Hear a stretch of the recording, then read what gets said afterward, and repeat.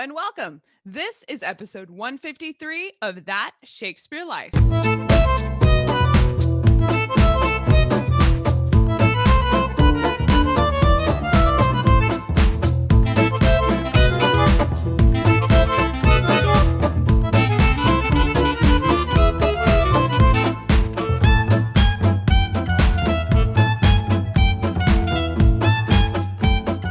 In Henry IV, Part 2, Shakespeare writes what has long been considered the earliest known reference to a Galloway nag when Pistol says, quote, "Know we not Galloway Nags?"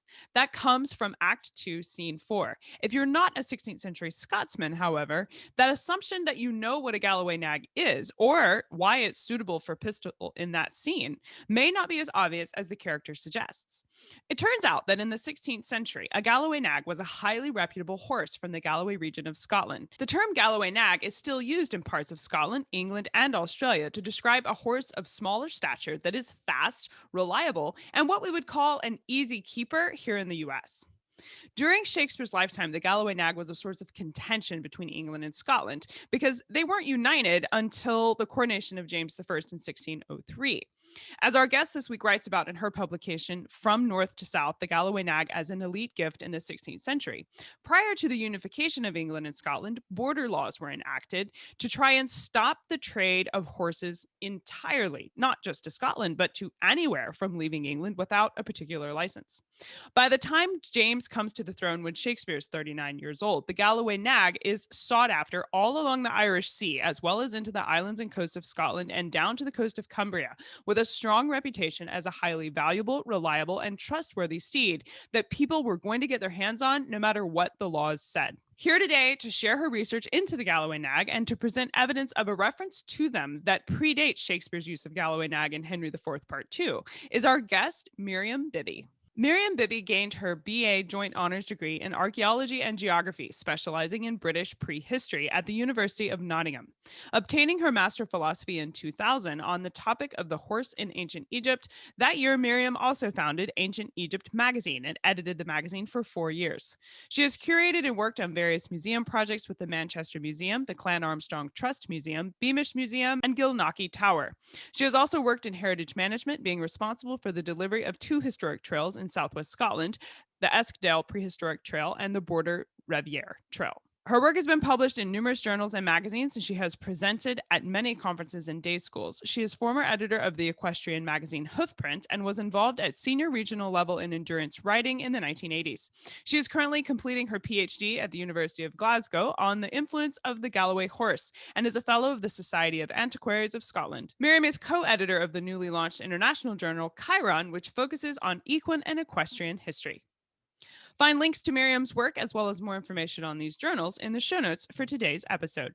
Hello, Miriam. Welcome to the show. It's good to be here, Cassidy. Thanks for inviting me. What a pleasure to talk about one of my favorite animals, the Galloway Nag. I'm excited to hear about it myself. I'm curious about this term Galloway Nag used by the Scottish and the English together, or was this an English term? Where did the phrase Galloway Nag come from? That's an interesting one. So far, most of the time, I've got it in use on the English side of the border by English people. That's not exclusively the case, but certainly in Scotland, they used to use different terms. They used powny, a form of pony. That in itself may be a Scots term. They used sheltie for both a pony and a Shetland pony. And they used simply horse. So you don't really come across them. And they used nag. They used nag a lot, but not specifically Galloway Nag. So it's worth saying right at the start that nag isn't being rude. It's just a name for a horse in Scotland. And that it could, in the case of the Galloway Nag, it means an exceptionally good kind of horse. It's from a verb which simply means to neigh. So there's nothing awful about it, though we've come to use it to mean like an old nag. That's a different etymology. That's from a Scandinavian word meaning to nag at somebody, to gnaw away at them, and to be very awful. So for somebody to call you a nag is actually not an insult at all. And if somebody called me a Galloway Nag, I'd be very happy. It'd be a compliment for sure. It would be a compliment, yes.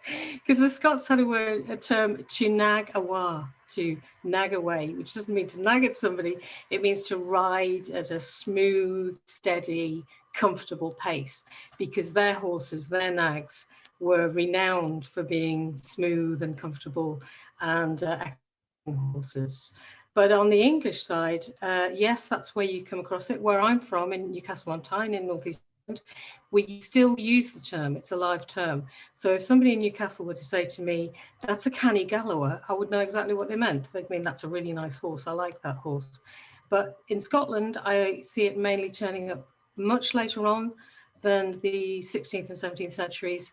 You see it in the work of Walter Scott, for instance. He uses the term Galloway, but I certainly have come across it much more in English, on the English side of the border. Yeah. Well, what do they look like physically? Explain for us, if we were to see a Galloway nag, what would it look like? That too is a very interesting one, because technically they were extinct before the great days of photography arrived, and there's a whole backstory to that. They aren't really extinct because their closest relatives are the fell ponies and Dales ponies of northern England, and also there's a strong DNA link to the Highland ponies. But so there's very little evidence for the Galloway nag in terms of skeletal remains, nothing in the way of drawings. I don't have them here to show, but I do have a very good description from the 19th century, and I'll read that if that's okay. It's from a man called Ewart, who was William Ewart, who wrote a lot about agricultural matters, horses, animal breeds. He was very famous, and then his works ran to many editions. So he said, a horse between 13 and 14 hands in height is called a Galloway, from a beautiful breed of little horses once found in the south of Scotland on the shore of the Solway Firth, but now sadly degenerated and almost lost through the attempts of the farmer to obtain a larger kind and better adapted for the purposes of agriculture. There is a tradition in that country that the breed is of Spanish extraction, some horses having escaped from one of the vessels of the Grand Armada that was wrecked on the neighbouring coast. This district, however, so early as the time of Edward I, supplied that monarch with a great number of horses. The pure Galloway was said to be nearly 14 hands high, so they're not really tall horses, but they are tall ponies, and sometimes more, of a bright bay or brown, with black legs, small head and neck, and peculiarly deep and clean legs. Its qualities were speed, stoutness, and sure-footedness over a very rugged and mountainous country. Now, the first thing I have to say is that that's a very romantic picture of the Galloway. And the stuff about the Spanish Armada, I'm afraid, is quite simply not true, because a Scottish historian with an interest in other Scottish breeds discovered that there were no horses on the ships of the Spanish Armada, no cavalry horses, no, not of that type. There were pack animals and there were mules, and they were mostly lost overboard in the storm. So this romantic tale does resurface, but I'm afraid it's not true. But they do have a reputation, certainly by the 19th century, of being this rather romantic, beautiful kind of horse. But the endurance and speed, yes, we know about from much earlier times, from Shakespeare's day. In fact, the speed and endurance qualities are certainly there, and they're mentioned by some well-known people that we'll be talking about a bit later on, like Malcolm and the Duke of Newcastle. Yeah, so very attractive and very easy to keep. That was the other thing that was always said about them. They weren't expensive. They were easy to keep on rough ground, basically. So were they illegal to have in England prior to James I? This too is a very interesting question. That again dates back to the days of Edward I trying to conquer Scotland, and on the border between England and Scotland, there were in existence border laws specific to that area, which was something that Edward I really was a thorn in his side, that on what he considered to be his territory in England, there could be a set of laws that weren't English laws. So from that time onwards, there was certainly legislation of one kind or another over the years in place to stop horses being exported either way, basically. And the laws which particularly are of interest to us, given this time period, Shakespeare's day, start about 1495 under Henry VII, who banned effectively the export of any horses from England into Scotland or anywhere else without a special license from the king. And Henry VIII brought in a new law in 1530 saying, well, that law doesn't seem to be working because there's horses going all over the place and I've got no control over it. So I'm going to bring in an even stronger law that says you can't take horses into Scotland. This was finally repealed in James's day, but only after he'd united the crowns effectively, after 3 years after 1603. So prior to that, technically, it wouldn't be legal. But in practice, there was an awful lot of trading and various business going on. And especially on the border, which was divided on both the English and Scottish side into wardenries of the three marches. I don't know if you've come across those at all, but you had the English West, Middle and East March, and you had the Scottish West, Middle and East March, each one with its own warden. And they basically look after the border law using juries of 6 Scots and 6 Englishmen. They've got their own little code of business. And they're all interested in horses, both for raiding, for riding, and also for racing. So I think it's pretty hard to imagine that there weren't horses crossing the border one way or the other, certainly. Yeah. I think that they were kind of, fiddling the rules when they needed to. As James I was trying to unify England and Scotland under this banner of British, there was significant resistance on all sides, not just for the trade of horses, but all kinds of resistance. And Miriam writes that, quote, between the two nations was this border, which was viewed by the elite in a similar way to the region of Galloway as a remote, mostly upland area, a place on the margins of civility, end quote. Miriam, you've mentioned the marches and this border laws being kind of its own area, but if Galloway as a location was viewed with, let's say, skepticism in terms of the value they produced, why was the Galloway Nag from this area given this kind of reputation of being so highly prized? There is a sort of ambivalent attitude to it. Whenever the Galloway Nag turns up in a reference, you find that there's a bit of sort of humour goes with it. But I'm not in any doubt that people saw it as a quality horse. What this tells me is that breeders in Galloway knew a good horse. They knew what they thought was a good horse, and they knew how to produce them. This basically comes back to where horses came from and how people acquired horses. One of the things that was true, not just for Britain, but also right throughout Europe, was that there were semi-feral herds of pony-sized equines going back.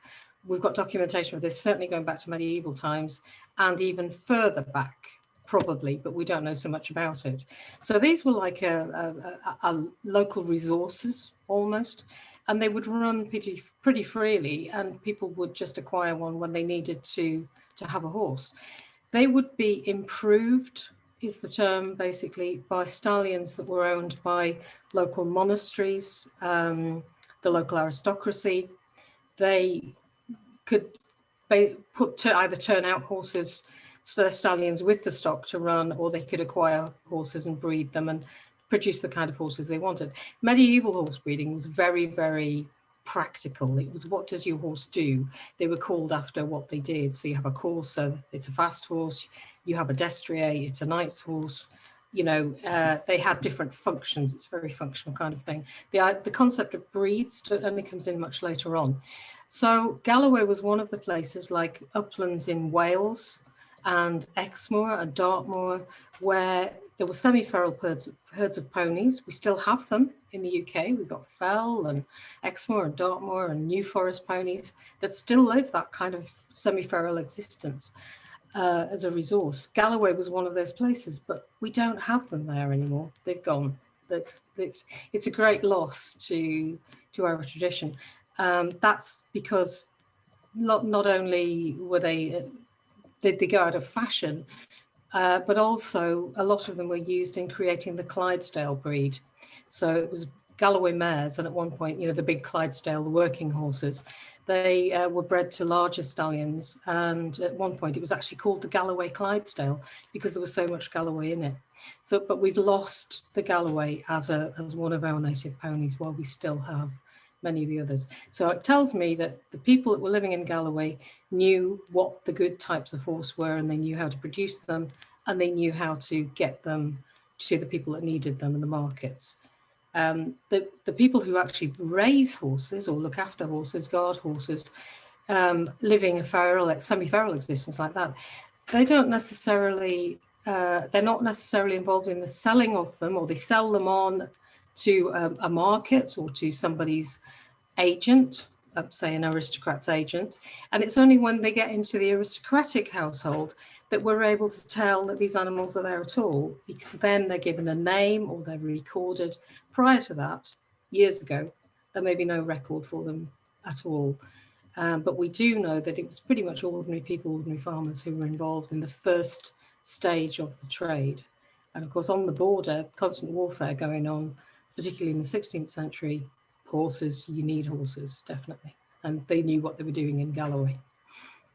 Miriam writes about the earliest reference to the Galloway nag being the reference Pistol uses in Shakespeare's Henry IV Part 2, but points out that one other contemporary to Shakespeare, Thomas Dekker, also tells us about the cultural place of the Galloway nag when she says, quote, Thomas Dekker's satirical how-to manual for the Young London Blade, The Gull's Hornbook, published in 1609, recommends the Galloway nag as a mount for a fashionable young man, end quote. Miriam, is Dekker being serious here in recommending the nag or making a joke, perhaps about smuggling? I think he's being absolutely serious about the quality of the Galloway nag, but his work is a satirical handbook, a satirical guide. A hornbook was usually a religious book in a frame with very thin horn put over the front of it so that you could see through it. Like they used to use that in windows as well. It was their equivalent of glass. Right from the start, he's playing around with words and usages. But the gull's hornbook, gulling is tricking somebody. It's like a confidence trick.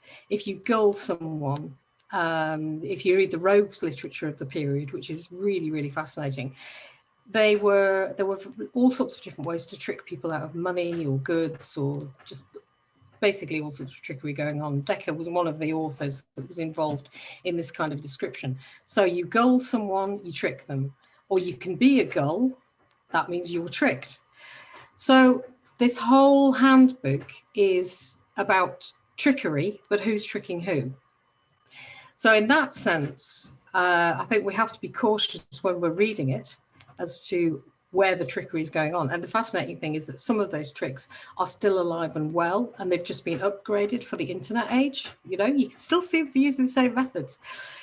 But this handbook is about young men, where to go, what to wear, what to do, how to do it, who to be seen with. You can imagine it being very, very easily upgraded for the 21st century, but instead of horses, we'd have cars. Cars would replace the horse.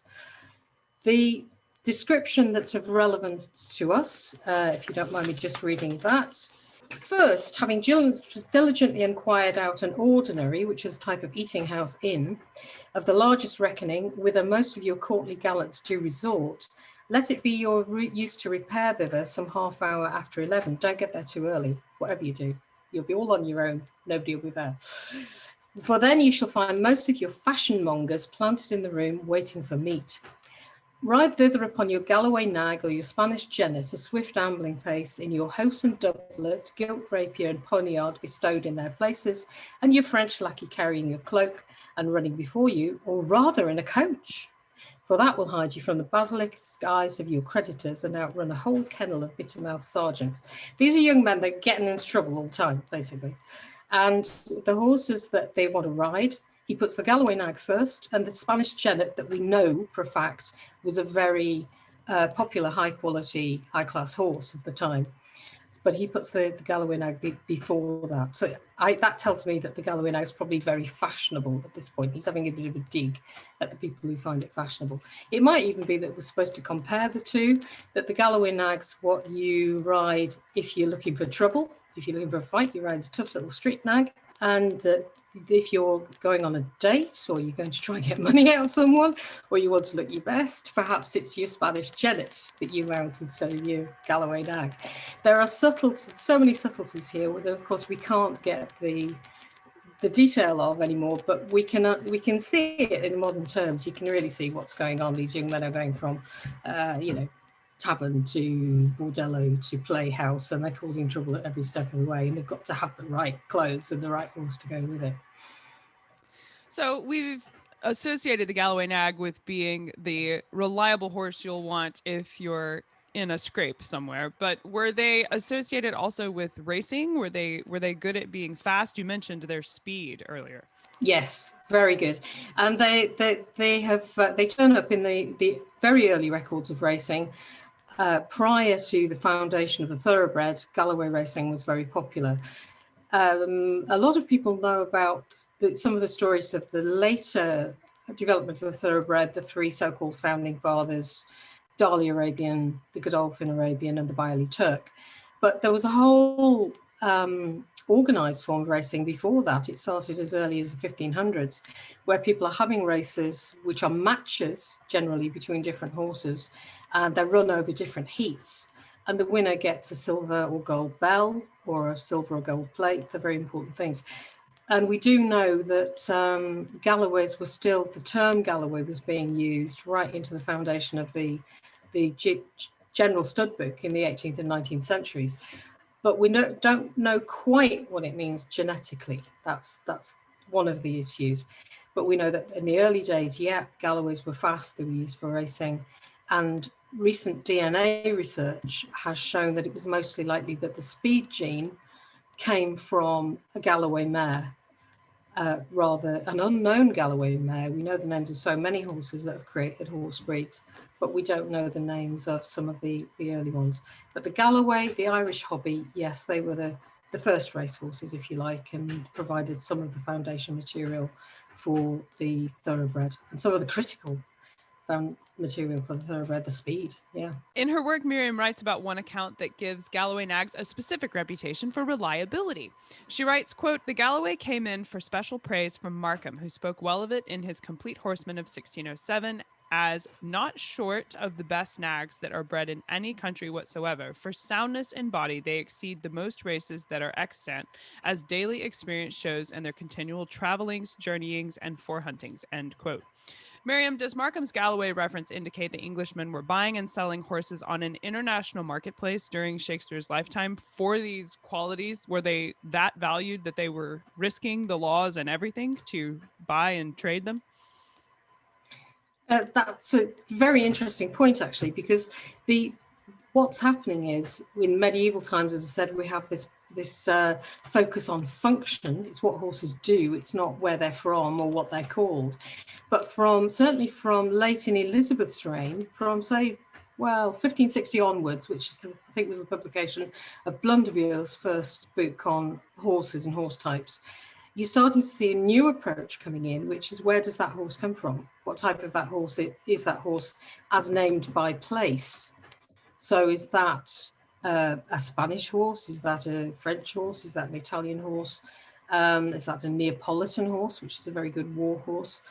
And as the world begins to open up and you start to have a global market in all sorts of things, so too does the horse market begin to open up and begin to get prototype breeds and people identifying the different qualities of horses from different places. And it's worth just stressing again that as a Scottish animal, the Galloway nag is as foreign to the English as any other horses. It's not like seen as an English product, so to speak.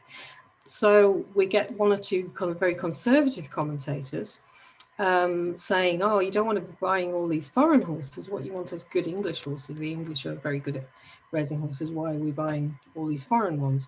And you get people starting to have anxieties about differences and different qualities, just as they're having anxiety about different people that are so strange, they consider as being so strange and different from them. But horse breeders are an interesting bunch because basically they're very pragmatic people. They breed, buy and sell horses based on what the market wants. So if the young men of London are having a phase where they want to buy nags, Galloway nags will be very popular and people will breed horses of that type. So they're very pragmatic, much more pragmatic than the people that were having these sort of worries and concerns about this whole new world, this whole new globe opening up. They just saw them as opportunities for improving their horses and producing new kinds of horse. We've mentioned that general scholarship does consider the earliest reference to the Galloway Nag to be from Shakespeare's Henry IV, Part 2. However, Miriam's work suggests that conclusion may have been arrived at in part because the Scottish side of the history of Galloway Nags has gone overlooked. In her work, she cited specifically the correspondence between Patrick Adamson, Archbishop of St. Andrews, Scotland, and John Whitgift, Archbishop of Canterbury in England in 1583. Miriam, what did you find in the correspondence between these two men that might predate Shakespeare's reference to the Galloway Nag? Well, that was very interesting. I suppose that first, before we go on to that, perhaps it'd be useful to look at the Shakespearean reference and just what that was, because everybody thought that was the first reference to Galloway Nags for a very long time, and it's Pistol, probably called Ancient Pistol. I always see him as being a bit like, I don't know if you know the TV series Blackadder. He's Yes, a bit like Baldric to Sir John Falstaff's Blackadder. You know, he's kind of the sidekick who's a bit of a problem, really. But on this occasion, they're in the tavern, and they're just Pistol's just about to be thrown out because he's being troublesome, and he's Dole says, "Thrust him downstairs. I've had enough of him," kind of thing, and he goes, "Thrust him downstairs? No, we're not Galloway Nags." And he's obviously like revving up for a fight. He's probably got his fists clenched and he's ready to punch somebody, you know. So he compares himself to this tough little Galloway Nag. So that used to be sort of bang. There's the Galloway Nag all of a sudden on the pages of history with Pistol. And he also says, you know, he just says this thing about these jades of Asia that are so weak. So he's actually kind of making a comment on foreign horse breeds, basically, and associating himself with this thing. But that was fortunate enough to discover a piece by Gordon Donaldson's son, a Scottish scholar, who had looked at this correspondence that went on between Patrick Adamson, these two very, very important churchmen at a very critical point in the church, during the Reformation, and the Scottish Reformation was particularly intense. These are both Episcopalian bishops, obviously, and they are in correspondence with one another, tentatively trying to create a relationship between England and Scotland that will endure basically through Elizabeth's reign and afterwards. So Patrick Adamson comes down from St Andrews in Scotland riding comfortable ambling nags, because that's what you ride, and he's not a very well man. And he spends time in London with Archbishop Whitgift, who had lots of horses. He used to ride in and out of places with a huge train of people on horses behind him. He was notorious for this. And while in London, for some reason, Adamson gives his horses away, and he has to borrow one from Whitgift to ride back. And he says, "Well, lend me a horse to go home on, and I'll send you a better one, a Galloway Nag." So, and he also offers a Galloway Nag to Walsingham, one of the most important men in England. So we can see that this is an elite gift, and this, of course, is another way that horses have always been exchanged. Whatever the rules are, if you're wealthy enough, if you're important enough, you can buck the rules, basically. But here we have these two very important churchmen trying to create a future where England and Scotland, in terms of religion, will be in harmony, even if whatever else happens. And I think they've got an inkling, of course, that it will be James VI then first, who will be James VI of Scotland, who will become James I of England. And they need to like smooth the ground. So the Galloway Nag here, in this instance, is very important politically and socially to the future of the relationship between the two countries. The writings of these two men and the lives of these two bishops came even closer to Shakespeare's life, because in 1599, the Archbishop of Canterbury, John Whitgift, and the Bishop of London, Richard Bancroft, would issue a ban on all satire in England that impacts the theater industry and playwriting of the time. And then the same John Whitgift is the man who signed the marriage license for William Shakespeare to marry his wife, the then Anne Whatley of Temple Grafton. The written correspondence between Whitgift and Adamson includes this discussion of Galloway Nags and may have had a personal connection for Shakespeare. Miriam, is it possible the reference by Pistol in Henry IV, Part 2 to the Galloway Nag specifically is a satirical reference to the Adamson-Whitgift meeting, the ban on satire, and kind of an in-joke among industry playwrights when Shakespeare wrote it? I believe that it is an in-joke because you see it turning up not just in Shakespeare, but also in Dekker and also later in Johnson. Now, obviously, I am, I suppose, what's called a hedgehog researcher in this instance, because I'm looking for references to the Galloway Nag, and there are a lot of them. So I really have to make the most of what there is. And I see this little cluster in amongst the playwrights.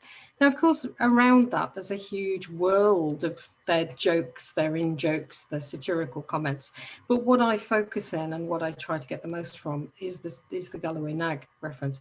And it seems to me that there is a little in-joke there going on between this group who all knew each other, who all fell in and out with one another, and that it has a meaning, an in-joke for them. And of course, with Whitgift being, as Bishop of Worcester, he had signed the marriage document for Shakespeare and his wife Anne. So they knew about them. He knew about Whitgift as on a personal level.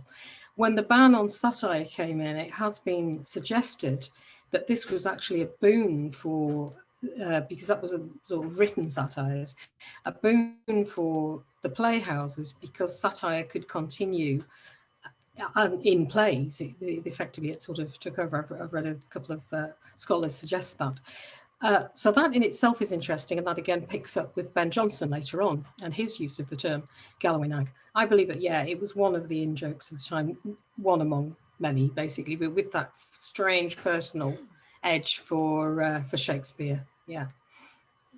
In her work, Miriam cites the Galloway Nag as a potential connection point for attaching one of Shakespeare's contemporaries, Ben Jonson, to espionage. Miriam, how do Jonson's Scottish heritage and his use of the term Galloway Nag indicate he may have been targeted by William Cecil for work as a spy?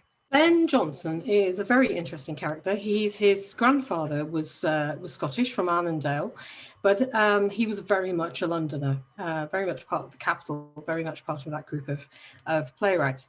Now, one thing that was interesting when James VI came to the United Crowns is that suddenly people start going to Scotland. They start walking to Scotland, and one of the people who walked to Scotland to visit a poet called William Drummond was Ben Jonson. So he actually spends time in Scotland. It's possible that this was just a visit because there were several other people doing walks at that point.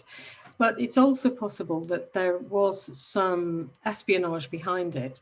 This would certainly be the case later on with Daniel Defoe, who went to Scotland, who's paid for by Lord Harley at the time of the political union. So it's a bit hard to tell whether he was or wasn't. I've come across both interpretations, but he spent time with William Drummond, who was a kind of Scottish court poet, so to speak. He wrote a poem called Fourth Feasting about James VI I's only return visit to Scotland, around the time that Ben Jonson was in Scotland. And Ben Jonson's use of the term Galloway Nag in his play Bartholomew Fair, I am convinced is a direct satirical dig at James. Now, Jonson was obviously sometimes in trouble with the authorities because he ended up in jail at one point. And he's a funny character because he was writing court masques, so he was writing for the court at the same time as he was doing satirical plays on the stage. But in Bartholomew Play, which is a really fast-moving play with lots of action, lots of people coming and going, lots of characters from all over the country in it, lots of voices, a character called Northern, who is a clothier, walks onto the stage, and he is met by a dodgy horse dealer called Knockham. They've obviously been carousing together, and Knockham's obviously been trying to get some money out of him. But the Northern, the clothier, walks on. He goes, he's been drinking. He's I'll never. The ale's too mighty. Now, this is a joke that people in England and Scotland will recognise today, because even today it's considered that the beer and ale in the north of England and Scotland is better than the beer and ale in the south, which is awfully expensive and not very good quality. But that's it. So this in-joke still carries on to this day. So here we have the Northern, the clothier, And at the time, James was involved in a very tricky scandal almost over cloth. So I think that Ben Jonson whips this kind of satirical dig at the king in very quickly. Knockham says, he says, how now, my Galloway nag, the staggers, which is an ailment that horses have. And he comes up with this kind of remedy where he's going to cut him in the head and he's going to stick pepper and all sorts of things into it and fix it. But it's a dig at James for not an English dig from a man of Scottish ancestry about Scottish incompetence, basically. That's what I believe the Galloway Nag reference in Bartholomew Fair to be. And he was lucky that he didn't end up in jail for that one, I think. I think he narrowly escaped, yeah. Oh, I know we would love to learn more about the Galloway Nag. This is very exciting. What are some of your favorite books and resources that you can recommend we use when we want to learn more about these horses? Well, anybody with an interest in generally in horses in the period should get a copy of Professor Peter Edwards. Can you see that okay? The Horse Trade of Tudor and Stuart England. It's very good. Obviously, it's about England, and he uses the toll books, which was a way of ensuring that the right horses were being sold to the right people. They were records basically kept at horse fairs. Now it's specifically England, but there's an awful lot of very useful material about Scotland in there too. So that's a very good one. Now, one of my favourites, and his sources are excellent. One of my other favourites is Anthony Dent, Horses in Shakespeare's England. Anthony Dent was a big fan of the Galloway, so you'll find material about the Galloway in there. He is a little bit annoying because he tends not to use bibliographies and references, whereas Peter Edwards' references bibliography are immaculate. So, but nonetheless, Anthony Dent is a very, very entertaining read and has a lot of fun things to say about horses in Shakespeare. And I've done a couple of papers on the Galloway Nag. There's not a lot out there. It's kind of a bit of a lost animal, the Galloway, but I'm trying to stop it being a lost animal and bring it back into view again.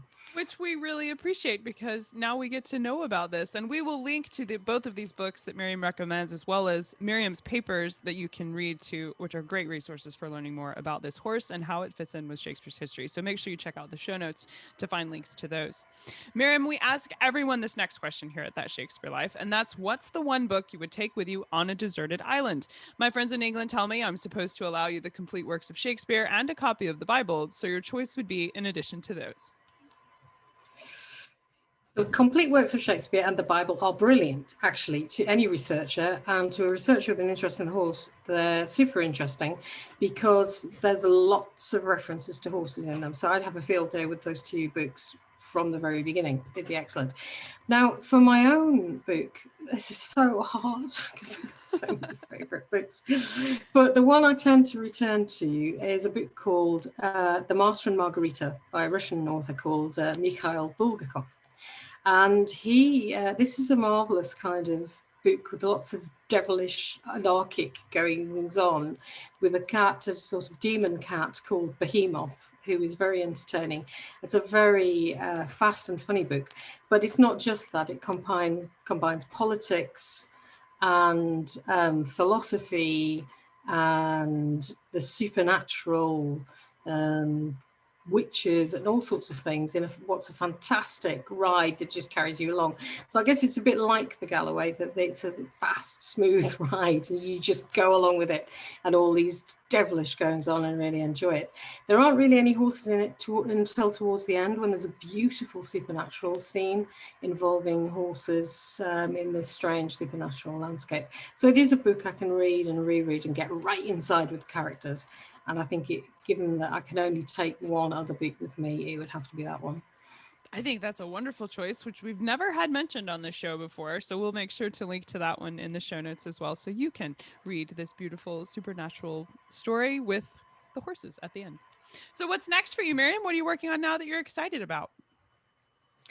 Even as we speak, I'm just in the final phase of my PhD on the Galloway, which is exciting and relieving. And I hope to carry on and do more research on the Galloway. Also, I'm very interested in horses in coal mining because in the north of England, we used to call them when ponies worked in mines, they were called pony gallowers or pit gallowers. It's one of the places where the name lived on. Some of them may have been real gallowers from southwest Scotland, and others it's just a name that's applied to them. So I'm interested in the history of coal mining, and I was lucky enough to work at a place called Beamish Museum, which is a big open air museum where there are which kind of celebrates the industrial history of East England and where there are horses. And I was lucky to work with the horses, including the pit ponies there. So I'd like to get into that side of it more and look at, but a few papers due out as well, one of which will combine the supernatural and horses and various other things. And a recently completed project, if you don't mind a shameless plug. Yes, please. Is this one, which is The Materiality of the Horse with my co-editor, Brian D. Scott. And this is based on papers from the Leeds International Medieval Congress with Trident Publishing, and working on Trident with a few projects now as well, and editor of the new journal for Trident. Well, that sounds fascinating. Congratulations on being almost finished with your PhD. We'll look forward to calling you Dr. Miriam Bibby from now on. Thank you so much for being here with us and sharing the history of the Galloway Nag. This is really exciting. And we will link to your book, The Materiality of the Horse, in the show notes for today as well. Thank you, Miriam, for being here. Thank you very much for asking me. It's been fun. And, anytime I can talk about the Galloway Nag, I love doing so.